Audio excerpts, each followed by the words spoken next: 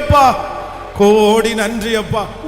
இதுவரையிலும் தேவரீர் எங்களை கொண்டு வந்ததற்கு நாங்கள் எவ்வளவேனும் பாத்திரவான்கள் அல்ல, நாங்கள் எவ்வளவேனும் தகுதி உள்ளவர்கள் அல்ல. நீங்க பேசின வார்த்தை நிறைய எங்களுக்கு முன்னாடி இருக்குதுப்பா.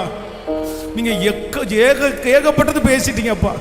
எங்க சிந்தனைக்கு எட்டாததெல்லாம் பேசிட்டீங்கப்பா. எங்க கற்பனையில அடங்காததெல்லாம் பேசிட்டீங்களப்பா. இது எங்களை குறித்து நாங்க இப்படி நினைக்கவே இல்லை.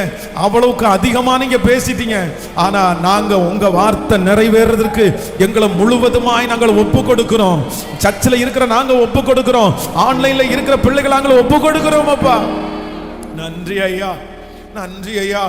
இன்னைக்கு கூட வாக்கு கொடுத்தீங்களே, நம்பிக்கையுடைய சிறைகளே அரணுக்கு திரும்புங்க, இரட்டிப்பான நன்மையை தருவேன்.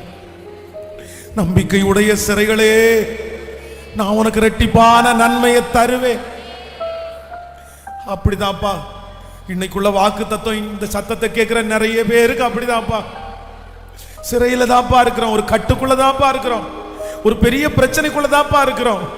ஆனாலும் நம்பிக்கை மட்டும் விடவே இல்லப்பா, விசுவாசத்தை மட்டும் விடவில்லைப்பா, உங்களை மட்டும் விடவே இல்லப்பா.